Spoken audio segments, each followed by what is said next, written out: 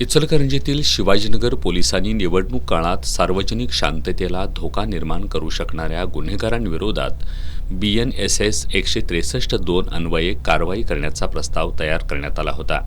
हा प्रस्ताव इचलकरंजीतील कार्यकारी दंडाधिकारी तथा अप्पर तहसीलदारांकडे सादर करण्यात आला होता।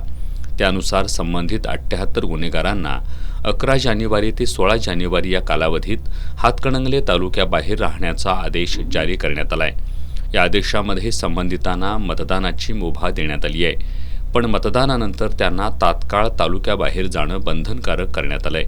हद्दपारीची कारवाई करण्यात आलेल्या गुन्हेगारांवर बारकाईनं लक्ष ठेवण्यासाठी विशेष पथकांची नियुक्ती करण्यात आली आहे। या कारवाईमुळे इचलकरंजी महानगरपालिकेची निवडणूक शांततेत, निर्भय आणि सुरळीत पार पडण्यासाठी मदत होईल असा विश्वास प्रशासनाने व्यक्त केला आहे।